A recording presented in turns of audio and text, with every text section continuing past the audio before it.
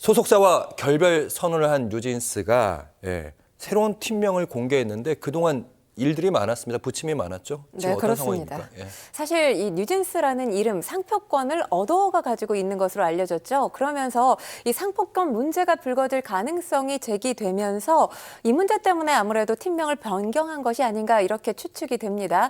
NJG로 바꿨다라는 목소리를 낸 게 지난 7일이었습니다. SNS를 통해서 새 팀명 그리고 새 프로필 사진을 공개를 했는데요.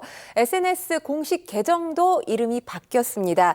기존의 이름이 진지포프리였어요. 그런데 바뀐 이름은 바로 NJG 오피셜입니다. 이들의 첫 행보, 다음 달에 홍콩에서 열리는 콘서트 무대입니다. 컴플렉스콘 홍콩 무대에 서게 되는데 팀명을 NJG로 바꾸고 무대에 오르는 첫 번째 행사라고 볼 수 있습니다.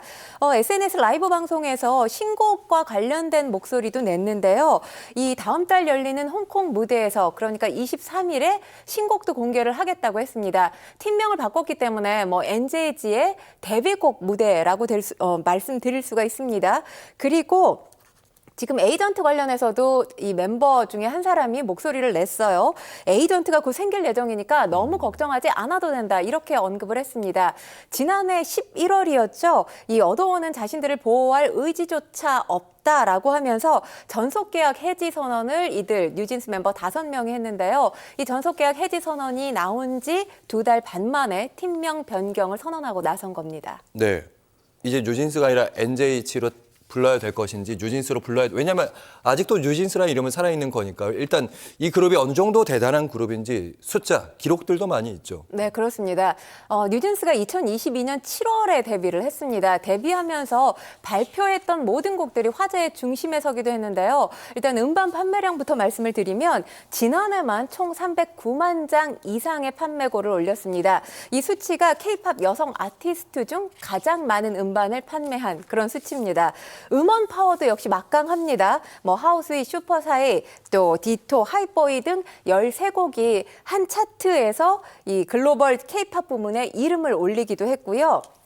또 지난해 뉴진스에게 의미가 있었던 일 중에 하나가 일본에서 성공적으로 데뷔를 했다는 사실인데요. 슈퍼내추럴로 일본 무대에 안착을 했다라고 말씀을 드릴 수가 있습니다. 이 곡 발표하자마자 발매 당일 오리곤 차트에서 1위를 차지했고요. 또 이 일본에서 데뷔하면서 이 도쿄돔 무대를 밟지 않았습니까? 도쿄돔 무대에 해외 아티스트가 선 최단 기록입니다. 1년 11개월. 그러니까 데뷔한 지 2년이 채 안 된 시점에서 일본 도쿄돔 무대에서 콘서트 겸 데뷔 무대를 갖게 된 겁니다. 뉴진스가 지난해 일본에서만 벌어들인 이 매출액이 193억 원에 이릅니다. 또 이 외에도 뉴진스 이 세계 최대 음원 스트리밍 플랫폼이죠. 스포티파이에서 다시 한번 막강한 영향력과 입지를 드러냈는데요.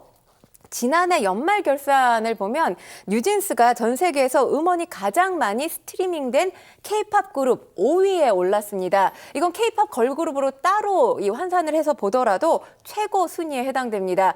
주목할 만한 점이 있다면 뉴진스의 신곡뿐만 아니라 기존에 발표했던 모든 곡들이 차트인하면서 막강한 뒷심을 발휘하고 있다라는 건데 사실 지난해 4월부터 이 민희진 전 대표와 하이브의 갈등이 지속돼 오지 않았습니까? 이 가운데서 뉴진스까지 가세하게 되면서 논란이 일파만파 커지게 됐는데 이런 논란 속에서도 여전히 각종 기록으로 세계적인 걸그룹임을 입증하고 있습니다. 네, 일단 NJG로 이름을 바꾸고 이제 다시 한번 독자 활동을 해보겠다 이렇게 선언한 상태이긴 한데 아직 그 전에 있었던 계약이 불법이다, 위법하지 않다 이런 판단을 확실히 내리지는 않아서 전속 계약은 어도어에 속해 있다 이렇게 봐야 되는 게 일반론 아닐까요?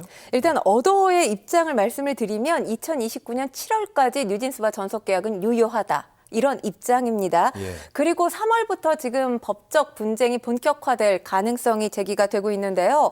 3월 7일에는 어도어가 이 뉴진스가 독자적으로 광고주들과 접촉하는 걸 막기 위해서 제기한 소가 있습니다.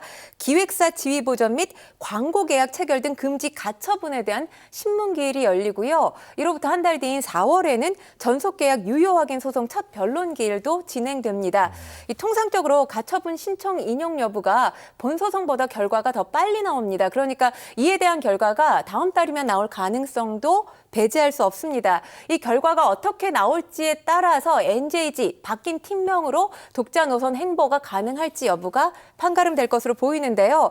만약 법원이 이 기획사 지위를 일단 보전하도록 결정을 하게 된다면, 네. 그러니까 달리 말하면 어더어의 손을 들어주게 된다면 바뀐 팀명으로 활동하는 건 불가능해질 가능성도 있습니다. 여기에 지금 아까 제가 에이전트가 곧 생길 거다 이렇게 언급을 했다라는 말씀을 드렸잖아요.